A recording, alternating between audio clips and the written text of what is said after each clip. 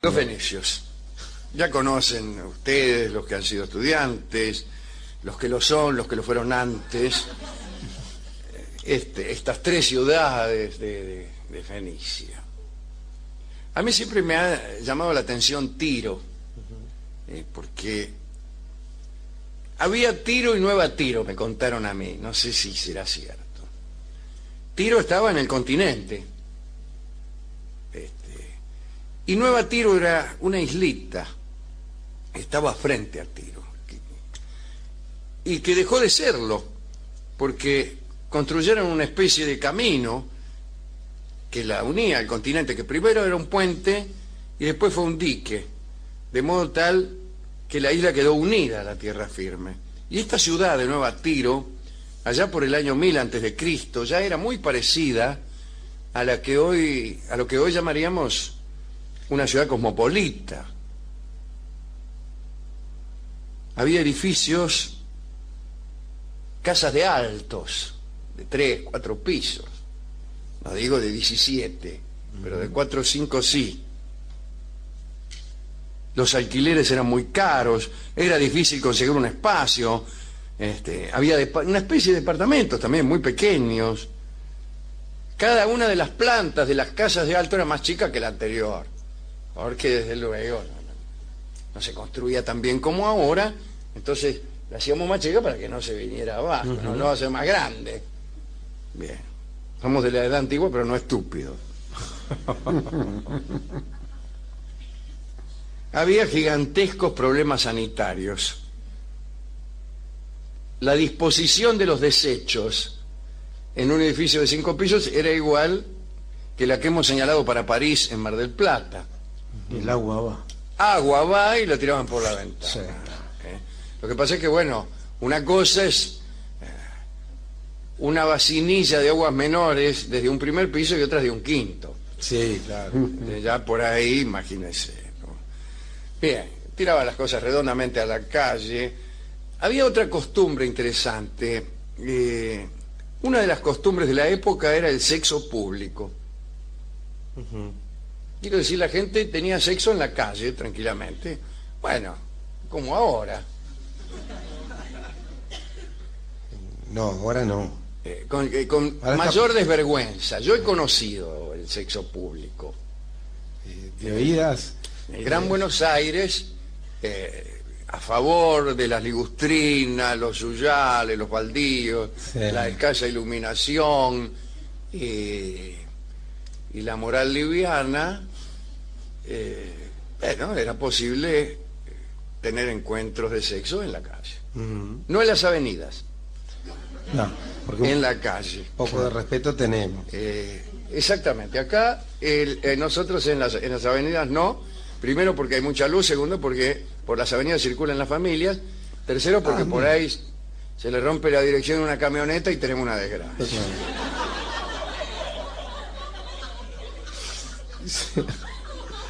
¿Cuál de los dos es usted? Dice el médico.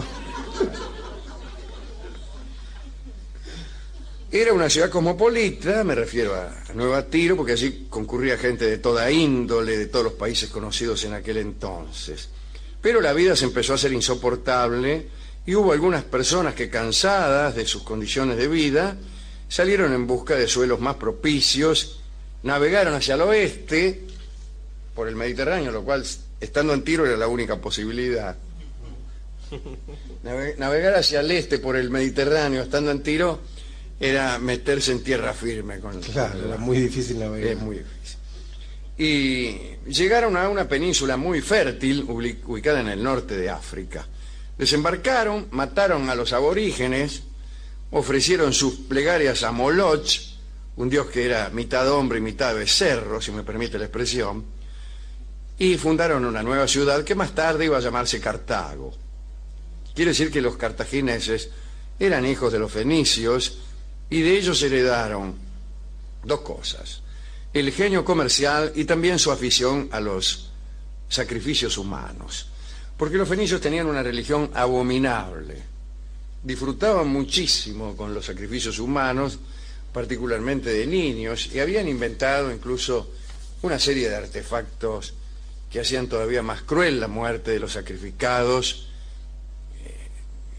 Recuerdo aquel que amplificaba los gritos de las víctimas, ¿no? Bueno. Fundaron un gran número de empresas de negocios en África, en España y en Francia. Y en un momento dado dominaban la mitad del Mediterráneo y miraban con codicia la otra mitad. Como siempre que uno tiene la mitad de algo, mira con codicia la otra mitad. En cuanto al dios Moloch, estaba siempre seguro de tener su banquete de sacrificio, porque el régimen era el siguiente. En cada batalla, si los cartagineses ganaban, les sacrificaban los más hermosos prisioneros de guerra. Y en caso de perderla, tiraban a los hijos de las familias nobles por haber perdido. Bueno. La otra nación próspera del Mediterráneo era Roma. Una Roma que no era todavía imperial, apenas era la república, pero era una nación muy pendenciera. Poco a poco iba anexando algunas tierras. Primero lentamente, tardaron casi 300 años en anexarse las 100 millas aledañas a Roma. Pero bueno, siguieron creciendo y en algún momento dijeron, acá de los dos viene sobrando uno. Como suele ocurrir. Sí, sí.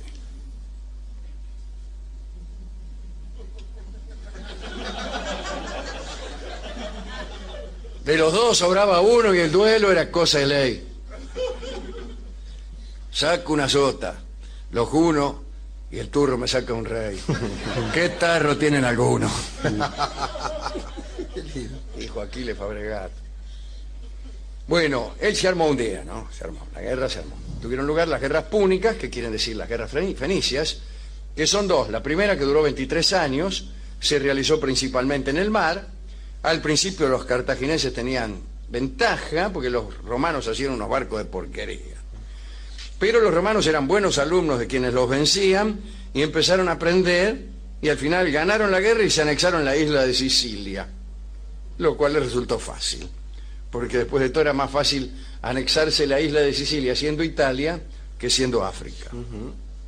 El jefe de los cartagineses, pero por poquito, el jefe de los cartagineses en esta primera guerra fue un señor llamado Amílcar Barca. Una noche, 7 años después de la derrota, tomó a su pequeño hijo de 9 años, que se llamaba Aníbal, lo llevó al templo de Baal, que era otro de los dioses simpáticos que tenían los fenicios, y allí lo hizo jurar que seguiría odiando a los romanos hasta el fin de sus días.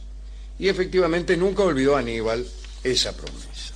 Pasaron 25 años en los que hubo paz, pero en el año 218 a.C. se armó la podrida. Empezaron los romanos a mandar unas legiones a atacar España, donde estaban instalados los cartagineses.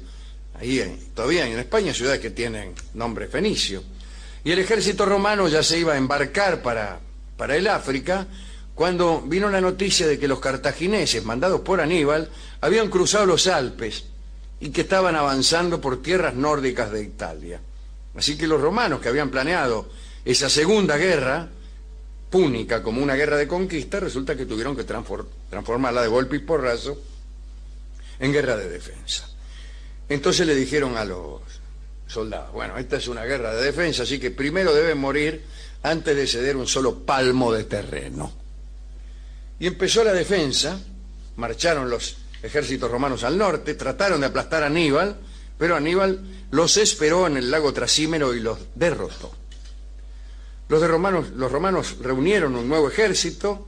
Esta vez Aníbal los encontró en Canas, a pocas millas de Roma, y también le ganó, más fácilmente que la primera vez. Parece que abatió en aquella batalla, que fue la mayor derrota de Roma en la historia, a 70.000 niatos. Todo el mundo esperaba ver a Aníbal en las puertas de Roma, pero Aníbal no venía. Estaban todos en Roma, bueno, ahora debe venir Aníbal, y no. Y en realidad no fue porque dio la espalda a Roma y se fue al sur de Italia. Nadie se explicaba por qué, pero sucedía que Aníbal en aquella batalla también había perdido mucho. Estaba sin equipo, sin fuerza de ataque, y entonces para reunir un nuevo contingente y nuevas armas y nuevas fuerzas de descanso se fue al sur para esperar refuerzos de Cartago que llegarían por mar. El ejército romano entonces estaba bajo el mando de Quinto Fabio Máximo, a quienes sus compatriotas llamaban Cunctátor el vacilante, porque su política consistía en no decidirse nunca a tomar una resolución. Mucho gusto, dice el tipo. ¿Cómo le va? La verdad es que el vacilante era más vivo de lo que parecía.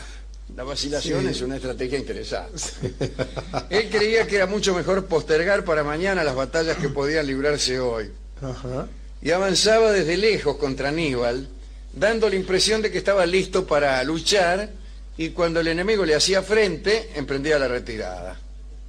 Y los cartagineses se cansaron, se aburrieron de esto.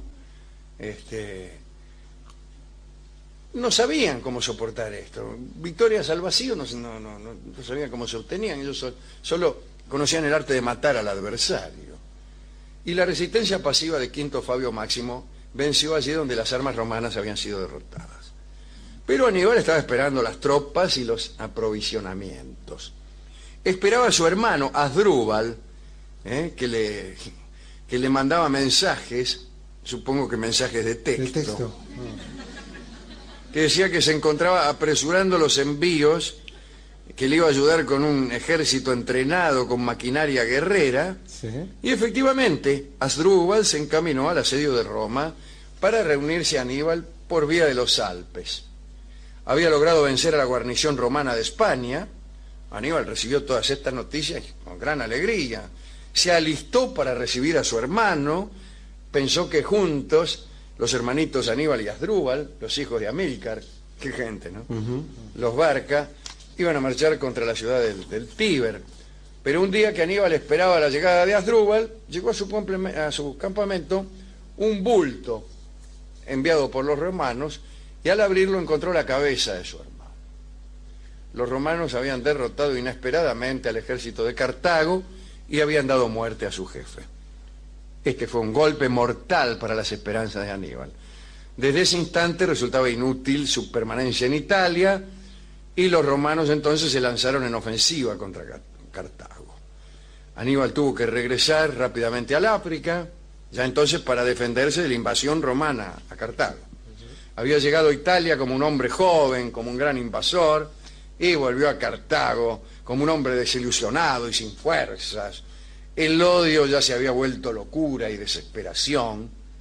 Imagínense, ¿no? Padeció la misma derrota que su padre, se sintió traicionado por los dioses. Siempre uno tiende a externalizar la culpa, ¿no? Reunió los últimos restos de sus ejércitos, se lanzó contra los romanos, se encontró con ellos en Zama y perdió. Pidió la paz, estuvo un breve tiempo tranquilo en Cartago, pero los romanos sospecharon, y con razón, que se encontraba preparando un nuevo golpe, y entonces pidieron su presencia en Roma. Aníbal, recordando la suerte de su hermano Asdrúbal, no fue a Roma, sino que salió rajando a Antioquía, en Asia Menor. Los romanos lo persiguieron y lo atraparon en Bitinia, en las costas del Mar Negro, y cuando Aníbal vio que no podía escapar, se suicidó. Le esperaba a Cartago algo todavía peor, la destrucción total por parte de los romanos, que la borraron de la faz de la tierra. Sembraron sal, como es famoso, ¿no? Destruyeron todos los edificios, después araron el terreno y sembraron sal para que nada creciera allí. Ya sin contra, los romanos prosiguieron su expansión, que ustedes ya saben cómo termina, ¿no? Podemos decir, bueno, la expansión termina en el año 113, en el momento de máxima extensión del imperio con Trajano, si es que usted quiere saber cuándo termina la expansión. Pero bueno, también podemos decir que terminó en el 476, cuando los bárbaros aniquilaron el imperio. En estas guerras púnicas famosamente se comió un garrón Arquímedes de Siracusa, el famoso Arquímedes del principio conforme al cual el que se mete en una bañera desaloja un volumen de agua igual al de su persona. Eureka. Eureka, dijo.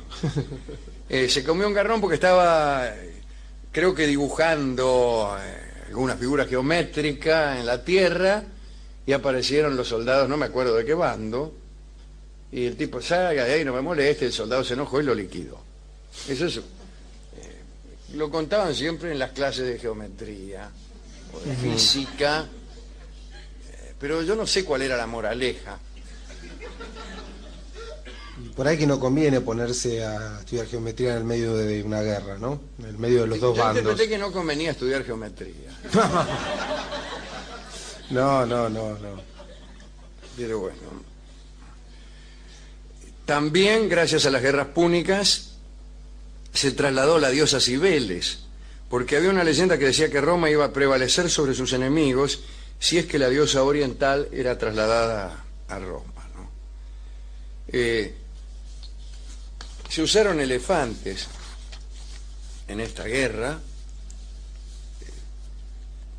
no sé para qué, pero se usaron. Debió ser un espectáculo digno de verse. Y el ejército de elefantes. El ejército de elefantes cruzando los Alpes. ¿Sabes? Sí. Es fama también que habían inventado los cartagineses una forma de hacer volar piedras, que era mezclar vinagre con ciertas maderas y prenderle fuego para producir una dilatación y ocasionar rotura de piedras que por ahí estaban entorpeciendo el camino de las tropas. Pero mi ignorancia me impide explicar cómo puede con piedras, vinagre y fuego hacer volar una piedra que le está obturando el camino, ¿no? Va más allá de mis posibilidades de esta noche. Pero todo el mundo habla de eso. Y no todo el mundo habla de eso, pero algunos dicen que Aníbal, de ande lo miraran, era tuerto. Que tenía un ojo como de otro color, o medio revirado. También lo decían de Alejandro. André Malraux decía que Alejandro de Macedonia tenía un ojo de un color y otro de otro. Y encontraba que este era un detalle que al menos en aquellos tiempos producía una sensación de intervención divina. ¿Quién sino alguien señalado de algún modo por los dioses va a tener un ojo de un color y otro de otro? Y otro de otro es horrible. Sí. Suena feo. Sí, suena un poco raro. Sí. A ver, arréglelo, no quedemos mal. Tenía un ojo de un color y otro. No, eso tampoco queda bien. No, diga lo que tenía que decir, pero del modo correcto. Acá está el alumnado, profesor. Tenía un ojo negro y otro de otro. No, ahí parece que tuviera un ojo de otro. Eso es lo que me está pareciendo. Pero parece un ojo en tanto que de ahora otra que me persona. acuerdo, creo que esto es lo que decía André Malraux. Que tenía un ojo de él y otro de otro. No. Bien. Como quiera que sea, Alejandro Usted de podría Macedonia haber dicho que tenía no tuvo dos... ninguna participación en las guerras púnicas. Digo, podría haber dicho que tenía un ojo de cada color. Claro, que eran diferentes. ¿Cómo? De diferentes colores. O sea, Color 7 ojos. No, de diferentes Un ojo colores. de cada color del Claro, son espectro muchos. solar. Son muchos, es cierto. A ver. Bueno. Debió ser un individuo muy curioso, dije yo, y si no escucharon no fue por una dificultad técnica de la radio, sino porque me agaché. Sí. No les puedo decir a qué.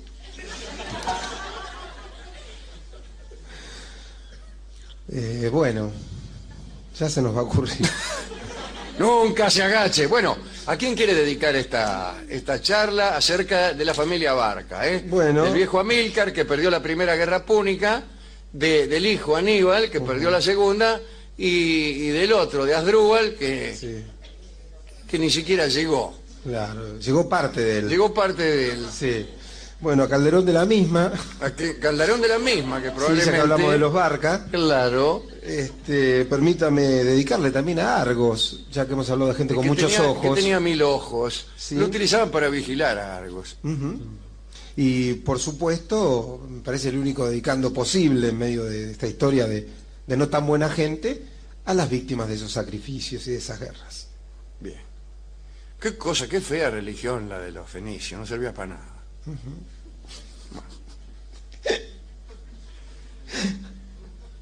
Hemos buscado para ilustrar esta charla acerca de los fenicios tangos sobre Aníbal. ¿Y encontró algo? No encontró nada. Luego no encontramos. Entonces, recordando este episodio del Mar Negro, Sí. allá en Bitinia, donde tuvo que suicidarse Aníbal, me pareció que este podría ser un buen momento para llamarlo La Noche Triste de Hernán Cortés, o mejor, La Noche Triste de Aníbal. Barca. Y vamos a escuchar Mi Noche Triste por Aníbal Troilo y Roberto Grela, Qué lindo. en homenaje a otro Aníbal, Aníbal Barca, y a Otra Noche Triste.